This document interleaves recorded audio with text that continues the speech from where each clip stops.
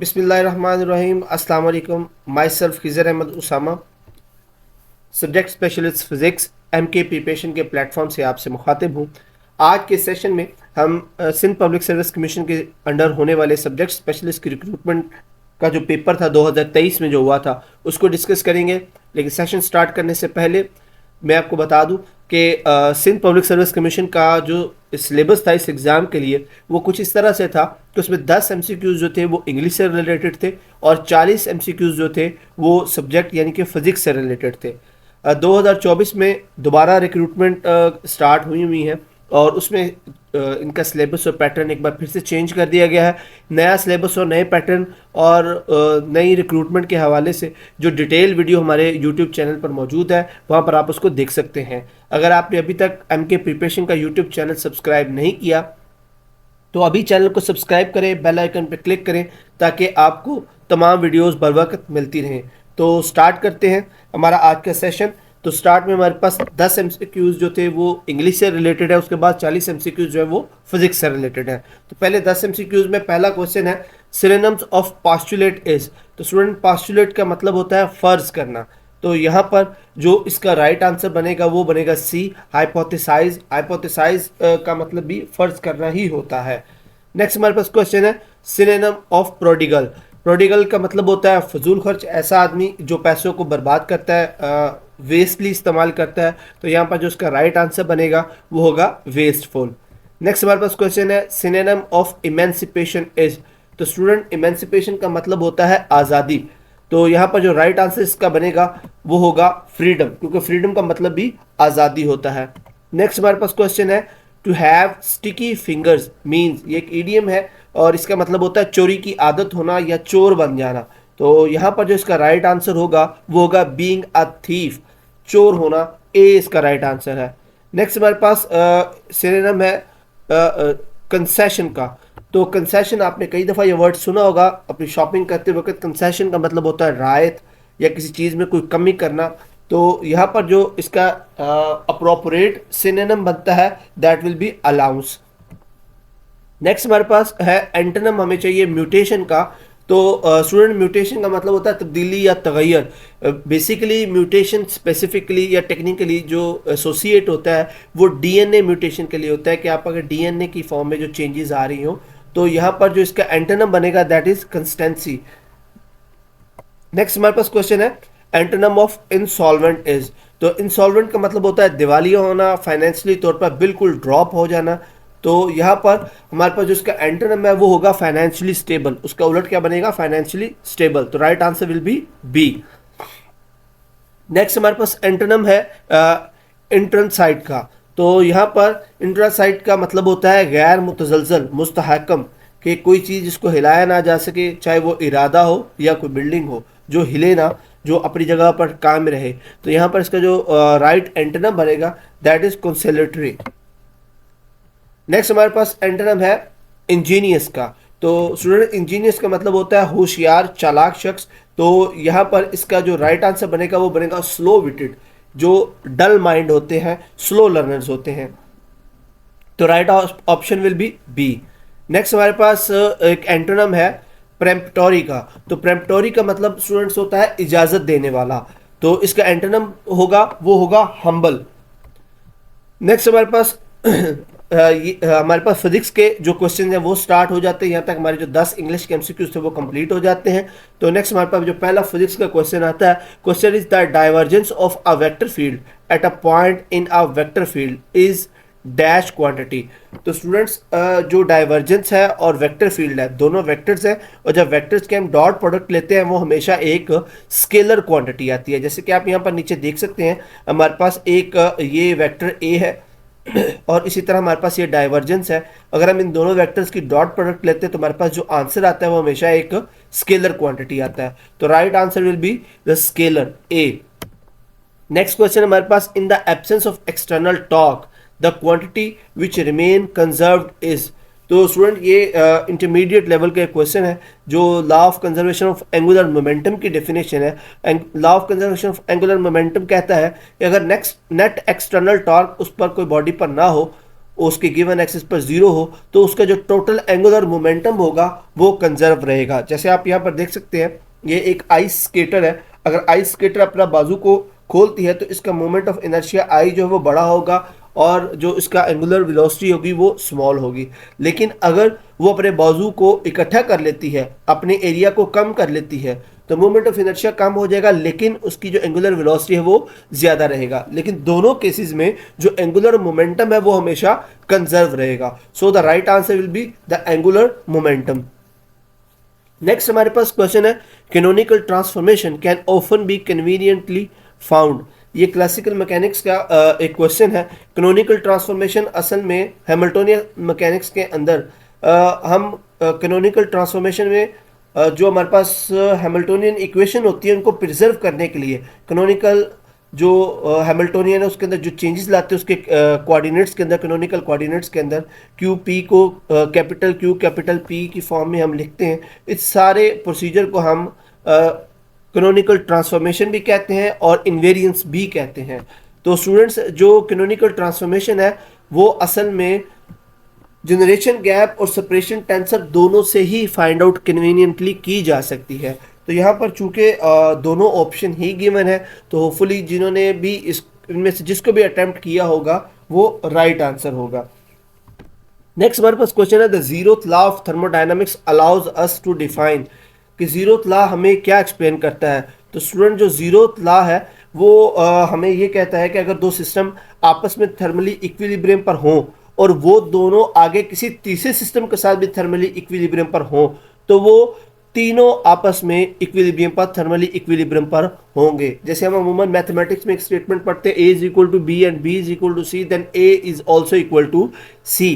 तो अगर दो बॉडीज या दो सिस्टम आपस में थर्मली इक्विलिब्रियम पर है, फर्ज करें जैसे बी और सी आपस में थर्मली इक्विलिब्रियम पर है और बी और सी ए के साथ भी थर्मल इक्विलिब्रियम पर है, तो ये तीनों आपस में थर्मली इक्विलिब्रियम पर होंगे। तो यहाँ पर अगर आप देखें तो जीरोथ लॉ डिस्कस करता है सिर्फ थर्मली इक्विलिब्रियम को। So the right answer will be thermal equilibrium D. Next हमारे पास एक छोटा सा न्यूमेरिकल है, specific heat of a lead is 0.030 kelvin पर gram degree centigrade and 300 gram of the lead shot at 100 degrees Celsius is mixed with 100 gram of water at 70 degrees Celsius in an isolated container. The final temperature of the mixture is। तो students यहाँ पे ये कहा गया है कि एक 300 ग्राम का लेड शॉट है, उसको 100 डिग्री सेंटीग्रेड पर गर्म किया गया और फिर इसको 100 ग्राम ऑफ वाटर जो कि 70 डिग्री पर गर्म हुआ उसके अंदर डाल दिया गया, तो फाइनल टेम्परेचर उसका क्या होगा। तो स्टूडेंट यहाँ पे प्रिंसिपल ऑफ एनर्जी कंजर्वेशन इस्तेमाल हो रहा है, यानी कि जितना चूंकि लेड 100 डिग्री सेंटीग्रेड पर गर्म हुआ है और पानी जो है वो 70 डिग्री पर है, तो पानी लेड की निस्बत कम गर्म है, तो लेड जितना हीट लॉस करेगा वो सारी की सारी हीट गेन होगी वाटर से। तो प्रिंसिपल ऑफ एनर्जी कंजर्वेशन इस्तेमाल होगा, तो चेंज इन जो हीट है वो हम निकाल सकते हैं इस फार्मूले से, Q is equal to M C delta T. यहाँ पर जो m है वो मास ऑफ द सब्सटेंस है, C is the specific heat and delta T is change in the heat. तो यहाँ पर अगर हम लेड के लिए इक्वेशन में वैल्यू पुट करें तो लेड का मास यहाँ पर 300 ग्राम है, उसकी स्पेसिफिक हीट जो है वो गिवन है 0.030 और delta heat change in temperature है। तो अब चूंकि वो 100 डिग्री सेल्सियस पर गर्म है तो जाहिर सी बात जब हम उसको 70 डिग्री पानी में डालेंगे तो उसके अंदर से टेम्परेचर लॉस होगा, तो इसलिए हम -T फाइनल लिख रहे हैं। इसका वाटर के लिए अगर यही लिखे तो वाटर का मास m जो है वो 100 ग्राम है और वाटर की जो स्पेसिफिक हीट है वो 1 होती है, और इसी तरह वो 70 डिग्री पर पानी गर्म है और उसके अंदर जब 100 डिग्री सेल्सियस वाला लेड डालेंगे तो ऑब्वियसली पानी का टेम्परेचर राइज होगा, तो इसलिए हम यहाँ पर इसको लिख रहे हैं T फाइनल -70 डिग्री सेल्सियस। अब चूंकि जितनी लेड हीट लॉस करेगा वो सारी की सारी हीट गेन होगी वाटर के थ्रू, तो ओवरऑल एनर्जी जो है वो कंजर्व रहेगी, इसलिए हम लिख सकते हैं Q lead is equal to Q water. हम इनकी वैल्यूज पुट करते हैं और दोनों तरफ से जब कैलकुलेट करेंगे तो हमारे पास आंसर आता है 72.48, या जिसको मजीद राउंड ऑफ कर दे तो 72.5। 72.5 जो हमारे पास फाइनल आंसर आता है। So the right answer is A 72.5। Next हमारे पास क्वेश्चन है, the Maxwellian speed distribution provides a direct explanation of. तो जो मैक्सवेलियन डिस्ट्रीब्यूशन है वेलोसिटीज़ की वो असल में डिस्क्राइब करती है गैस पार्टिकल्स के वेलोसिटीज़ को गिवन टेम्परेचर के ऊपर, कि जिस तरह जो टेम्परेचर हम किसी गैस का चेंज करते हैं तो किसी भी स्पेसिफिक टेम्परेचर के ऊपर उनके पार्टिकल्स की वेलोसिटी क्या होगी, जो कि एक्चुअल आइडियल गैस लॉ कहलाता है। तो यहाँ पर राइट आंसर होगा B, the ideal gas law. Next हमारे पास क्वेश्चन है the change in entropy is zero for. तो स्टूडेंट पहले एंट्रोपी को समझते हैं। एंट्रोपी जो है वो एक साइंटिफिक कॉन्सेप्ट है जो एसोसिएट होता है डिसऑर्डर रैंडमनेस के हवाले से, कि आप किसी सिस्टम में कितना डिसऑर्डरनेस पाई जाती है, कितना रैंडमनेस पाई जाती है। तो अब यहाँ पर अगर हम अलग अलग बात करें तो आइडियाबैटिक जो प्रोसेस है उसमें कोई हीट ट्रांसफ़र नहीं होता, सो एंट्रोपी जो है वो कांस्टेंट रहेगी। इस तरह रिवर्सिबल प्रोसेस के अंदर भी जो चेंजेस हैं वो एंट्रोपी में नहीं होते, तो उसके लिए भी चेंज जो है वो एंट्रोपी की जीरो रहेगी। इससे इक्विलिब्रियम के ऊपर भी टोटल एंट्रोपी चेंज जो है वो जीरो होती है। तो स्टूडेंट ये तीन प्रोसेसेस हैं जिन पर एंट्रोपी जो है वो चेंज नहीं होती, एंट्रोपी जीरो रहती है। तो इसलिए यहाँ पर जो राइट आंसर बनता है वो रिवर्सिबल आइडियाबैटिक प्रोसेस बनता है। तो right answer will be A. Next हमारे पास क्वेश्चन है एम्पेयर लॉ से रिलेटेड। Ampere law the integration is over ah. तो स्टूडेंट एम्पेयर लॉ हमें कहता है कि integrated magnetic field around a closed loop is proportional to the current passing through the loop. तो यहाँ पर जो integration over the closed loop है, एक क्लोज्ड पाथ के थ्रू जो इंटीग्रेशन है वो एम्पेयर लॉ स्टेट करता है। सो हमारे पास राइट आंसर होगा क्लोज्ड पाथ डी। नेक्स्ट हमारे पास क्वेश्चन है the equation E is equal to M C square, the famous Einstein equation indicates the energy. तो students E is equal to M C square बहुत famous equation है। E यहाँ पर energy है, M is equal to mass of the object and C is the speed of light. तो ये E जो energy है वो हमें ये एक्सप्लेन करती है किसी मास की जो कि स्पीड ऑफ लाइट से मूव कर रहा हो। तो हमारे पास राइट आंसर आएगा ए। नेक्स्ट हमारे पास क्वेश्चन है which of the following is the property of ionic compound. तो आयनिक कंपाउंड की इनमें से कौन सी प्रॉपर्टी है। तो स्टूडेंट आयनिक कंपाउंड किसी इलेक्ट्रॉन के कंप्लीट शिफ्ट होने से बनता है। तो यहाँ पर जो हाई मेल्टिंग पॉइंट है ये उसकी प्रॉपर्टी है, बाकी जो है वो इसकी प्रॉपर्टीज नहीं है, क्योंकि आयनिक बॉन्ड के अंदर मेल्टिंग और बॉइलिंग पॉइंट हाई होते हैं, इंटर एटॉमिक फोर्सेस भी बहुत स्ट्रांग होती हैं और ये अमूमन मेटल्स के दरमियान बनता है, तो इसलिए ये कंडक्टर होते हैं इलेक्ट्रिसिटी के भी। तो इसलिए यहाँ पर राइट ऑप्शन बनता है ए। नेक्स्ट हमारे पास क्वेश्चन है the density of states for a metal depends primarily on. Density of states depend करती है एनर्जी पर। किसी मेटल की जब हम बात करें तो मेटल की यहाँ पे पिक्चर में नीचे देख सकते हैं कि जो उसकी डेंसिटी ऑफ स्टेट है वो उसकी एनर्जी पे डिपेंड करती है। तो right answer will be C, energy. Next हमारे पास क्वेश्चन है a positive charge moving with constant velocity v enters a region of uniform magnetic field pointing out the page. एक पॉजिटिव चार्ज है जो कांस्टेंट वेलोसिटी v के साथ एक ऐसे रीजन में एंटर करता है जिसमें magnetic field out of the page act कर रहा है, तो उस पर लगने वाली मैग्नेटिक फोर्स की डायरेक्शन क्या होगी। तो स्टूडेंट इसको हम मैग्नेटिक फोर्स की जो डायरेक्शन है फ्लेमिंग के लेफ्ट हैंड रूल से फाइंड आउट कर सकते हैं। यहाँ पर आप पिक्चर में इसको देख सकते हैं। तो गिवन केस में ये जो चार्ज है ये बॉटम ऑफ द पेज की तरफ जाएगा। आप देख सकते हैं कि पॉजिटिव चार्ज v वेलोसिटी के साथ रीजन में एंटर कर रहा है, तो फ्लेमिंग का लेफ्ट हैंड रूल हमें ये बता रहा है कि ये बॉटम ऑफ द पेज की तरफ मूव करेगा। नेक्स्ट हमारे पास क्वेश्चन है which of the following is the correct relation between the current density and magnetization. तो स्टूडेंट मैग्नेटाइजेशन असल में मैग्नेटिक मूवमेंट्स की अलाइनमेंट को कहते हैं, या किसी भी ऑब्जेक्ट के अंदर कितनी मैग्नेटाइजेशन पोजेस करती है उसको कहते हैं। और करंट डेंसिटी वो किसी भी कंडक्टर के अंदर पर यूनिट एरिया जो करंट पास कर रहा है उसको कहते हैं। और इसका curl of the vector field असल में रोटेशन और सर्कुलेशन होती है फील्ड की एक गिवन रीजन के अंदर। तो मैग्नेटिक फील्ड का जो कर्ल है वो डायरेक्टली प्रोपोर्शनल होता है करंट डेंसिटी के, जो कि एम्पेयर लॉ से भी हम बता सकते हैं। सो इन सारी बातों से हम ये कंक्लूड कर सकते हैं कि जो करेक्ट रिलेशन बनता है between current density and magnetization वो बनेगा J is equal to curl M, जो ये बताता है कि curl of magnetization vector is directly proportional to the current density. So the right answer will be J is equal to curl of M, कि magnetization की जो curl है वो इक्वल होगी करंट डेंसिटी के। So the right answer will be C. Next हमारे पास question है atomic diameter of BCC crystal if a lattice A is the lattice parameter is. तो स्टूडेंट्स ये हमारे पास एक बीसीसी स्ट्रक्चर है, बॉडी सेंटर स्ट्रक्चर है, जिसके सेंटर में एक मॉलिक्यूल होता है, एटम होता है, और उसके चारों कॉर्नर पर एक एटम होता है। यहाँ पर आप देख सकते हैं कि इसके जो कॉर्नर वाले एटम्स हैं वो actually shared by neighbouring lattice होते हैं। तो ये एक एटम 8 इलेक्ट्रॉन्स के साथ शेयर हो रहा होता है। तो अब यहाँ पर इस स्ट्रक्चर के अंदर आप इस ट्रायंगल को कंसिडर करें, ये जो हमारे पास यहाँ पर ये ट्रायंगल बन रही है, यहाँ पर ये भी एक डायगोनल है, ये भी इसकी जो बेस है उसका डायगोनल है, ये इसकी सेंटर का डायगोनल है। जो यहाँ पर अगर मैं इस पिक्चर में आप देख सके तो इस एटम से लेकर ये सेंटर वाला एटम और फिर इस एटम तक, और ये जो नीचे वाला एफ डी है ये इस बेस का डायगोनल है, इस बेस का डायगोनल यहाँ से इसके दरमियान।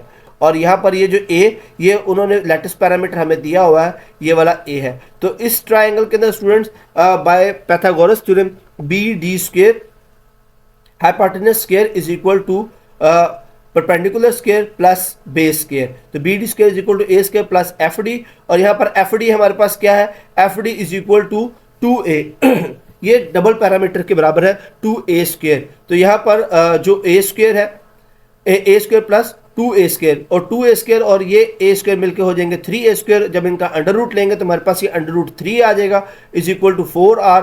इसको डिवाइड करेंगे, ये हमारे पास आ जाएगा अंडर रूट 3/4। तो हमारे पास right answer will be this C, a/4 under root 3। Next हमारे पास क्वेश्चन है ओवर डैम्पिंग रिजल्ट्स इन। तो स्टूडेंट्स जो ओवर डैम्पिंग होती है, तो अगर हम यहाँ पर देखें, ये हमारे पास एक फोर्स हार्मोनिक ऑसिलेटर है। यहाँ पर आप इसको देखेंगे कि अगर इस पर डैम्पिंग इंक्रीज की जाए तो इसकी मोशन आहिस्ता आहिस्ता रिड्यूस होते होते रुक जाएगी। तो ओवर डैम्पिंग जो रिजल्ट करती है कि ऑब्जेक्ट वापस अपनी ओरिजिनल पोजीशन पर नहीं आ पाता, अपनी जो उसकी इक्विलिब्रियम पोजीशन है उस पर वापस नहीं आ पाता डैम्पिंग इंक्रीज होने की वजह से। So the right answer will be slower return to equilibrium. Next हमारे पास क्वेश्चन है during one oscillation phase of oscillation changes by. तो स्टूडेंट एक ऑसिलेशन के दौरान जो फेज चेंज होता है आप यहाँ पर नीचे देख सकते हैं, 0 से लेकर ये एक मैक्सिमम और ये मैक्सिमम और यहाँ पर एंड। तो पूरी एक ऑसिलेशन में ये 0 से लेकर एक ऑसिलेशन में 2 पाई तक फेज जो है वो चेंज होता है। तो यहाँ पर हमारे पास राइट आंसर होगा 2 पाई रेडियन। नेक्स्ट हमारे पास क्वेश्चन है a radio transmission from an astronaut on the moon will be received how much later on earth? The moon is 380 million metre from the earth। तो यहाँ पर एक radio transmission से related question किया गया कि एक एस्ट्रोनॉट है जो मून पर मौजूद है, वो अगर एक रेडियो ट्रांसमिशन करता है अर्थ के साथ तो वो कितनी देर से अर्थ पर सिग्नल पहुंचेगा, जबकि जो चांद है वो ज़मीन से 380 मिलियन मीटर की दूरी पर है। तो आप यहाँ पर बड़ा सिंपल सा formula time is equal to distance over speed, उससे आप फाइंड आउट कर सकते हैं। डिस्टेंस हमारे पास गिवन है 380 मिलियन मीटर, और स्पीड जो है जो रेडियो वेव है वो स्पीड ऑफ लाइट के साथ मूव करती है। तो हम मीटर्स के अंदर स्पीड ऑफ लाइट 2.988 इंटू 10⁸। अगर आप इसको कैलकुलेट करें तो हमारे पास जो आंसर आएगा 1.27 second. So the right answer will B D, 1.27 second. Next हमारे पास क्वेश्चन है a sphere, a cube and a thin circular plate all made of same material and having the same mass are initially heated to a temperature of 3000 degree Kelvin. Which of these will cool faster? एक sphere है, एक cube है और एक thin circular plate है, उन सभी को सेम टेम्परेचर पर गर्म किया गया है। तो क्वेश्चन ये है कि उनमें से सबसे पहले सबसे जल्दी ठंडा कौन होगा। तो स्टूडेंट जो न्यूटन लॉ ऑफ कूलिंग है उसके मुताबिक जो रेट ऑफ हीट लॉस है वो प्रोपोर्शनल होती है सरफेस एरिया के और टेम्परेचर डिफरेंस बिटवीन ऑब्जेक्ट और सराउंडिंग के। एक सरफेस एरिया और दूसरा उस ऑब्जेक्ट और सराउंडिंग का टेम्परेचर डिफरेंस कितना होगा। तब सफियर, क्यूब और सर्कुलर प्लेट चूंकि तीनों ही एक ही टेम्परेचर पर हीट किए गए हैं, सो इनका और एटमॉस्फेयर का जो टेम्परेचर डिफरेंस है वो तीनों ऑब्जेक्ट का सेम होगा। अब बाकी बात रह जाती है सरफेस एरिया की। तो सरफेस एरिया क्यूब और सफियर के मुकाबले में एक प्लेट का जो सरफेस एरिया है वो ज्यादा होता है। सो प्लेट जो है वो इन सब में से जल्दी ठंडी होगी। So the right answer will be C, plate. Next हमारे पास क्वेश्चन है phase difference between a node and an anti node is.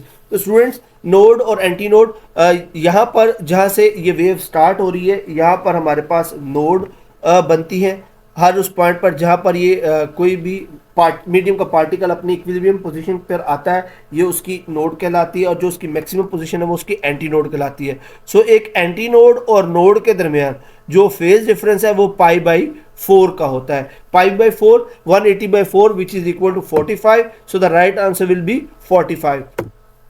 Next हमारे पास क्वेश्चन है the structure of NaCl sodium chloride. उसका स्ट्रक्चर क्या होता है हमारे पास, तो ये आपके सामने सोडियम क्लोराइड का एक स्ट्रक्चर है। यहाँ पे आप देख सकते हैं कि ये सभी जो है ये फेज सेंटर्ड क्यूबिक सिस्टम है, जिनके फेज सेंटर्ड होते हैं। So the right answer will be the phase centred cubic system. Next हमारे पास क्वेश्चन है the total capacitance of 300 microfarad capacitor and a 600 microfarad capacitor in series is. तो students यहाँ पर दोनों कैपेसिटर जो है वो सीरीज में लगे हुए हैं, तो सीरीज में जो कैपेसिटेंस होती है वो रेसिप्रोकल के तौर पर ऐड होती है। तो 1/300 प्लस 1/600 दोनों को हम कैलकुलेट करेंगे तो हमारे पास आंसर आएगा 200 microfarad. So the right answer will be C 200 microfarad capacitor. Next हमारे पास है relativistic mechanics produces results different from classical mechanics for bodies moving with. Relativistic mechanics जो है वो क्लासिकल मैकेनिक्स से रिजल्ट्स डिफरेंट देती है, किन के लिए। तो स्टूडेंट जो रिलेटिविस्टिक मैकेनिक्स है वो रेफर की जाती है ये स्पेशल थ्योरी ऑफ रिलेटिविटी के साथ और जनरल रिलेटिविटी के साथ, जो कि मेनली उन ऑब्जेक्ट्स उन पार्टिकल्स को डिस्कस करती है जो अमूमन स्पीड ऑफ लाइट के साथ या वेरी हाई वेलोसिटीज के साथ मूव कर रहे होते हैं। सो द राइट आंसर हमारे पास आएगा हाई वेलोसिटीज का, क्योंकि जनरल थ्योरी ऑफ रिलेटिविटी है या स्पेशल थ्योरी ऑफ रिलेटिविटी है, ये सभी उन पार्टिकल्स को डील करते हैं जो स्पीड ऑफ लाइट के साथ मूव करते हैं, और स्पीड ऑफ लाइट बहुत तेज होती है, इसलिए राइट आंसर हम यहाँ पर कंसिडर कर सकते हैं very high velocities A. Next हमारे पास क्वेश्चन है the material which is slightly attracted to the magnetic field is. तो वो तमाम मटेरियल जो सिर्फ थोड़ा सा अट्रैक्ट होता है मैग्नेटिक फील्ड की तरफ, that is paramagnetic materials. So the right answer is B paramagnetic materials. Next है जी force exerted on a person by atmosphere is. जो एटमॉस्फेयर एक पर्सन पर प्रेशर लगाता है इन न्यूटन्स पूछा गया है, तो right answer is A which is 200,000 newton force बनती है जो एक एटमॉस्फेयर जो एक पर्सन पर लगा रहा होता है। नेक्स्ट हमारे पास क्वेश्चन है which of the following constant is not related to radiation. यहाँ पर 4 कांस्टेंट दिए गए और पूछा यह गया कि इनमें से कौन सा रेडिएशन से रिलेटेड नहीं है। तो सभी को देख लेते हैं। जो सोलर कांस्टेंट है वो amount of solar electromagnetic radiation जो रिसीव होती हैं अर्थ से, उनसे रिलेटेड होता है, ये भी चूंकि रेडिएशन से रिलेटेड है। बोल्ट्जमैन कांस्टेंट जो है ये फंडामेंटल एक कांस्टेंट है जो रिलेट करता है टेम्परेचर ऑफ एनर्जी से। स्टेफन जो कांस्टेंट है ये एसोसिएट होता है Stefan Boltzmann law of black body radiation से। और वेन्स जो कांस्टेंट है ये रिलेशनशिप डिफाइन करता है temperature of a black body और उसकी वेवलेंथ से जो रेडिएशन उससे एमिट हो रही हैं। तो यहाँ पर हम देख सकते हैं कि बोल्ट्जमैन कांस्टेंट एक ऐसा कांस्टेंट है जो रेडिएशन के साथ एसोसिएट नहीं है, जो रेडिएशंस को एक्सप्लेन नहीं करता। So the right answer is B Boltzmann constant. Next हमारे पास है ferromagnetic materials are obtained from. Student ferromagnetic materials वो मटेरियल्स होते हैं जो अमूमन नेचुरली अकर्ड पाए जाते हैं। मैन मेड प्रोडक्ट्स भी नेचर जो मेनली डिपेंड करती है नेचुरल सोर्सेज के ऊपर भी, लाइक आयरन, कोबाल्ट या निकल वगैरह। तो अब इनमें से इस तरह का कोई भी मटेरियल यहाँ पर ऑप्शंस में गिवन नहीं है। So the right answer will be none of these. Next हमारे पास क्वेश्चन है the dependence of mobility of charge carrier in a semiconductor given by. तो mobility of charge carrier semiconductor में एक फॉर्मूला है बड़ा फेमस जो कि ऑप्शन बी के अंदर गिवन है। So the right option is B. Next हमारे पास क्वेश्चन है रिफ्रैक्टिव इंडेक्स से रिलेटेड। Refractive index of a material is approximately is equal to square root of what. So यहाँ पर आप देख सकते हैं फॉर्मूला गिवन है जो इलेक्ट्रिकल परमिटिविटी और मैग्नेटिक परमिटिविटी के स्क्वायर रूट के बराबर होता है। So the right answer is C. Next हमारे पास क्वेश्चन है which of the following does not apply to nano technology. इनमें से कौन सा ऑप्शन है जो नैनो टेक्नोलॉजी पर अप्लाई नहीं होता। तो फर्स्ट ऑप्शन इसमें देखिए एक है जनरल पर्पस टेक्नोलॉजी। ऑब्वियसली एक जनरल पर्पस टेक्नोलॉजी है, बहुत सारी इसकी एप्लीकेशन है जो जनरल पर्पस है। इस तरह it can be called a green technology. Obviously ये भी एक ग्रीन टेक्नोलॉजी भी है, ये भी स्टेटमेंट ठीक है। Newton's mechanics can describe it. तो ये बात ज़रा थोड़ी सी मशकूक है। न्यूटोनियन मैकेनिक्स जो है वो नैनो टेक्नोलॉजी को डिस्क्राइब नहीं कर सकती, क्योंकि ये बहुत छोटे पार्टिकल्स की बात करते हैं, जबकि न्यूटोनियन मैकेनिक्स जो है वो माइक्रो और मैक्रो पार्टिकल्स की बात करते हैं। So the right option is C, Newton's mechanics can describe it. ये ऑप्शन क्वेश्चन का ये आंसर ठीक होगा, जो कि नैनो टेक्नोलॉजी को डिस्क्राइब नहीं करता। नेक्स्ट हमारे पास है फुल फॉर्म ऑफ एसटीएम। तो STM actually scanning tunnelling microscope को कहते हैं। सो हमारे पास राइट आंसर होगा A, scanning tunnelling microscope. Next हमारे पास क्वेश्चन है, a student added 3 figures 72.1, 3.32, 0.003। The correct answer regarding the rule of the addition of the scientific figure will be. तो यहाँ पर सिग्निफिकेंट फिगर की बात की जा रही है। अगर आप इनको ऐड करते हैं तो हमें पता है कि सिग्निफिकेंट फिगर्स अगर राइट साइड जो डेसिमल होता है उसके बाद किसी फिगर के राइट साइड पर जो जीरोस हो हम उनको काउंट नहीं करते। यहाँ पर चूंकि 0.003 में 3 से पहले 2 जीरोस हैं, तो जब हम इनको ऐड करेंगे तो हमारे पास राइट आंसर बनेगा 75.423। सभी फिगर्स जो है वो सिग्निफिकेंट है। So the right answer will be A. Next हमारे पास है, rheostat can be use as. तो एक रियोस्टेट जो है वो एक वेरिएबल रेजिस्टर भी होता है, एक पोटेंशियल डिवाइडर भी होता है। So the right answer will be both A and B. C जो है वो उसका सही जवाब होगा। नेक्स्ट हमारे पास क्वेश्चन है, the principle of transformer is. तो स्टूडेंट ट्रांसफार्मर जो है वो म्यूचुअल इंडक्शन पर काम करता है। एक कॉइल दूसरी कॉइल में म्यूचुअल इंडक्शन के तौर पर जो वो ट्रांसफार्मर जो है वो एज ए स्टेप अप या स्टेप डाउन काम करता है। So the right answer is B, mutual induction. Next हमारे पास क्वेश्चन है, which one of the following is more coherent. यहाँ पर 4 लाइट्स दी गई हैं और उनसे के बारे में पूछा गया कोहेरेंट, ज़्यादा कोहेरेंट कौन सी लाइट है। तो कोहेरेंट हम ऐसी लाइट को कहते हैं जो same frequency, same wavelength, same phase, same amplitude की लाइट को एमिट करवाए। तो यहाँ पर जो इसका राइट आंसर बनेगा वो लेज़र बनेगा, क्योंकि इन सब में से लेज़र जो है वो मोस्ट कोहेरेंट लाइट होती है। नेक्स्ट हमारे पास है, आइसोटोप क्या होता है। तो एक आइसोटोप किसी एटम की वो फॉर्म्स होती हैं जो उसके न्यूट्रॉन और प्रोटॉन की डिफरेंट तादाद पर वेरी करती हैं। जैसे यहाँ पर आप हाइड्रोजन के 3 आइसोटोप देख सकते हैं, प्रोटियम, ड्यूटियम और ट्रिटियम। सब में न्यूट्रॉन्स और प्रोटॉन्स की डिफरेंट तादाद के ऊपर उनको डिस्टिंग्विश किया गया है। So the right answer is an atom with specific number of neutron and proton. Next हमारे पास क्वेश्चन है, average distance covered by alpha particle in air before its ionising power ceases is called. कि एक alpha particle जब air में travel करता है तो उसकी आयनाइजेशन पावर सीज होने से पहले जो वो डिस्टेंस कवर करता है उसको क्या कहते हैं। तो वो इसकी रेंज कहलाती है, जो कि एक फ्यू सेंटीमीटर्स तक होती है। So the right answer will be B, its range. Next हमारे पास क्वेश्चन है, if the distance between the charges doubled the Coulomb's force between the charges. तो कूलम्स लॉ हमारे पास होता है F is equal to 1/4 pi epsilon nought Q1 over R square. ये inverse square law है।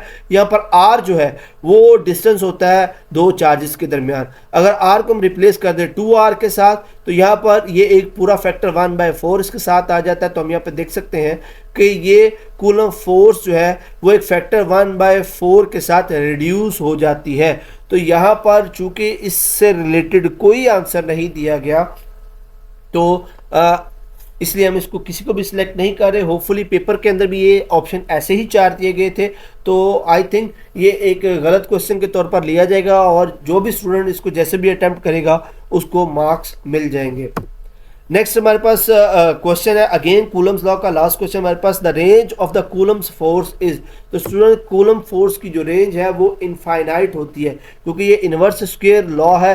आर नीचे आप देख सकते हैं, अगर आर की वैल्यू हम इन्फिनिटी पुट करेंगे देन एफ बिकम 0। तो किस मुकाम पर इसकी लिमिट आएगी? इन्फिनिटी पर। So the range of electrostatic force या कूलम फोर्स वो इनफाइनाइट होगी। Right option will be C. तो स्टूडेंट ये था हमारा सिंध पब्लिक सर्विस कमीशन के तहत 2023 में सब्जेक्ट स्पेशलिस्ट की रिक्रूटमेंट के लिए जो पेपर लिया गया था वो होपफुली आपको काफ़ी फ़ायदेमंद हुआ होगा, आपके नॉलेज में इसने इजाफा किया होगा। हमारा एफपीएससी, पीपीएससी, एजेकेपीएससी और केपीपीएससी और फिजिक्स से रिलेटेड जो नया सेशन है वो इंशाल्लाह 1 जनवरी 2025 से स्टार्ट होने जा रहा है। अगर आप इस सेशन को ज्वाइन करना चाहते हैं तो नीचे दिए गए नंबर्स पर फौरी कांटेक्ट करें। 034244700910, 034842333593।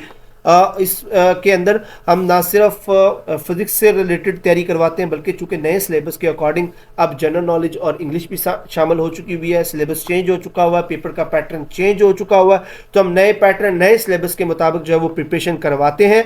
तो आप अभी से इस सेशन को ज्वाइन करें ताकि आप इसको बिल्कुल किसी एक भी लेक्चर या टेस्ट को मिस ना कर सकें। हमारी मेथडोलॉजी जो चेंज इन सिलेबस है उसकी डिटेल वीडियो हमारे यूट्यूब चैनल पर मौजूद है, आप वहां से देख सकते हैं। सेशन को ज्वाइन करने के लिए आप इन नंबर पर कांटेक्ट कर सकते हैं। अगर आपने अभी तक हमारा यूट्यूब चैनल सब्सक्राइब नहीं किया तो अभी हमारे यूट्यूब चैनल को सब्सक्राइब करें, बेल आइकन पर क्लिक करें ताकि आप किसी भी इंपॉर्टेंट वीडियो को मिस ना कर सकें। नेक्स्ट सेशन तक के लिए अपना बहुत सारा ख्याल रखिएगा। अल्लाह हाफिज़।